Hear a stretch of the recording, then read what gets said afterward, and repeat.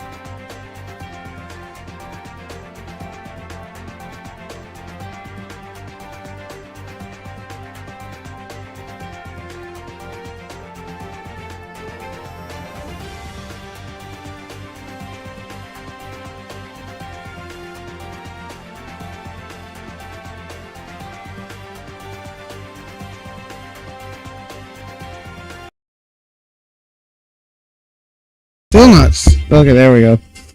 Now we're getting audio. Okay, there we go. So sorry about that. I don't know what was going on with my audio there. Um,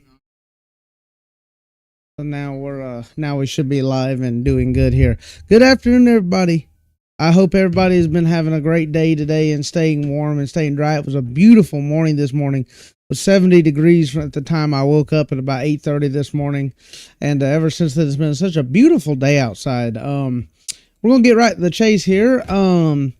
We are expecting the impacts of Tropical Storm Rafael to bring a few impacts to the southwest Georgia area, but one that's concerning is rain. And it's not concerning because it's a bad thing or we don't want it to happen. It's actually concerning because it's a good thing. We want it to rain. We need some rain around here about now. So we're going to get back going here on the live stream here, and we're going to look at a few things here, and I'm going to explain why this one is not something you need to worry about, especially in our forecast area.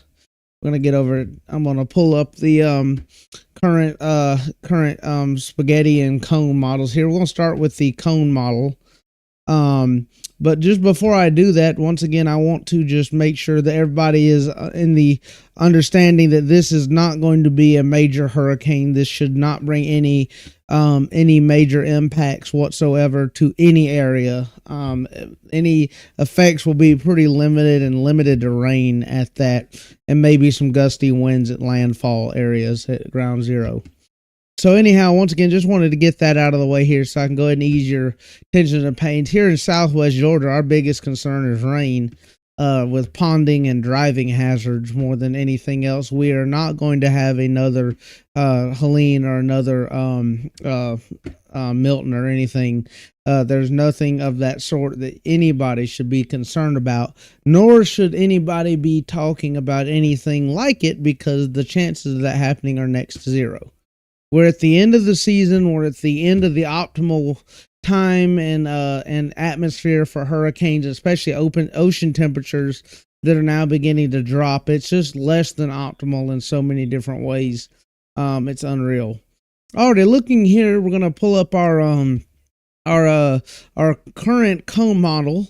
I do not like these cones personally, just because a lot of people look too closely at the cone.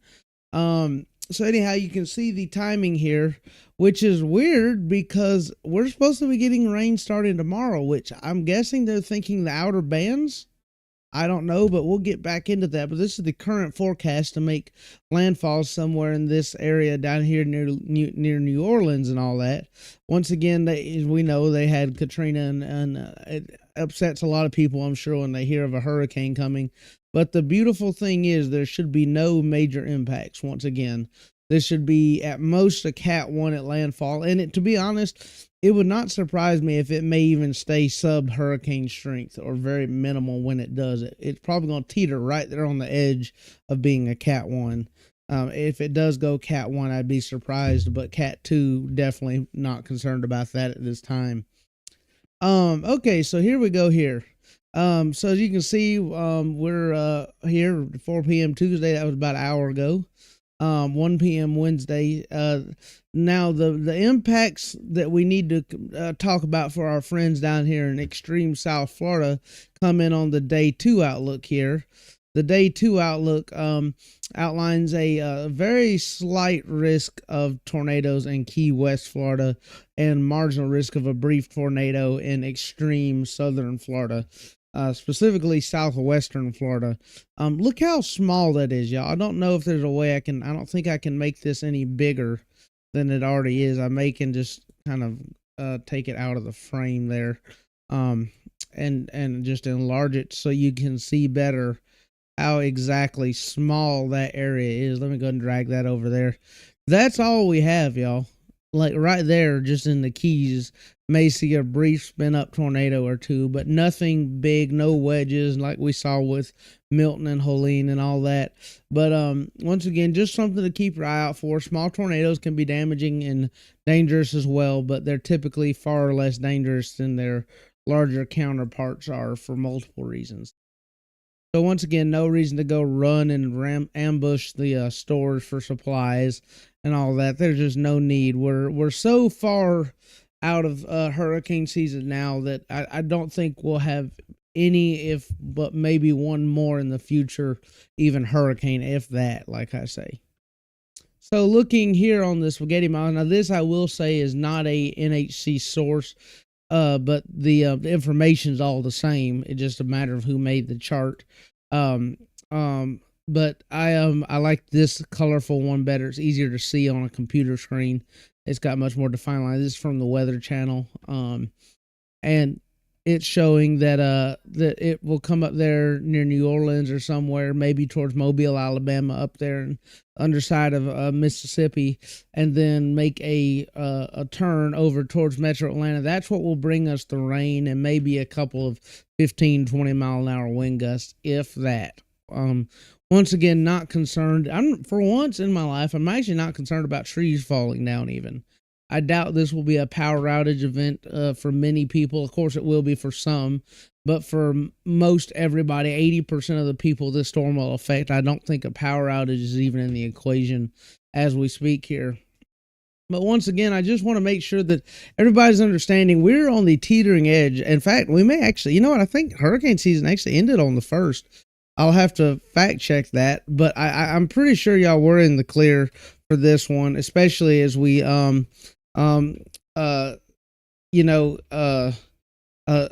the end of hurricane season, and we're on the far outlying corners. So November 30th. So I was wrong. I thought it was October 30th, but it's November 30th. Will end hurricane season. So maybe one or two more hurricanes. But we're already kind of in the edge here. There's a whole bunch of shear down there in the Gulf as well that will help to limit any further instability and any further development right away, at least. But once again, just to reiterate here and keep this video brief and short, Southwest Georgia, minimal impacts, rain, maybe a 15-20 mile an hour wind gust. And anything else, looking for anything different than that, you may, if you know you have friends or family down there in Key West or Miami or Fort Myers, you may let them know, hey, just keep a weather radio or a listening eye on the TV for the possibility of a brief weak tornado. Once again, we're not going to get any tornadoes here in Georgia from this. I would be highly surprised if anything even goes severe for that. But once again, just as a word of caution, if you have friends or family or connections down there, whatever, may let them know. But once again, for Southwest Georgia, y'all, I'm not concerned in the least.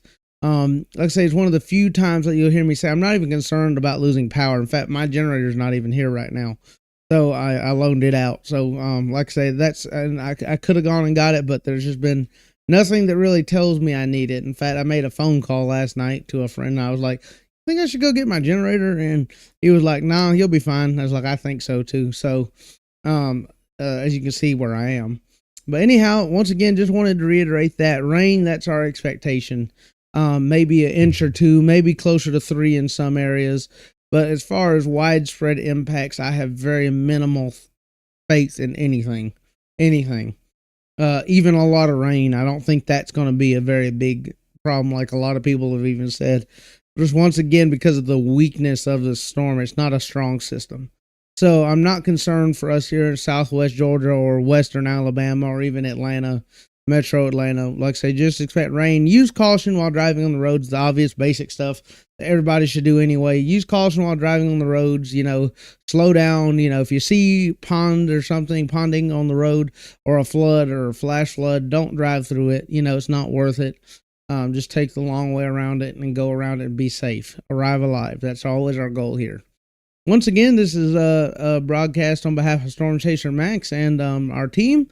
And once again, if you're local here, you can follow for accurate weather information, Sumter County Citizens Corps, Georgia Stormtroopers, and my page personally here at Davis Max. Once again, I want to thank everybody for your continued support, prayers, and just love in the community and embracing, weather and embracing, meteorology and embracing a sense of community to want to help our neighbors. And once again, this is Davis MacArthur. I'll be clear with y'all. Y'all have a great day.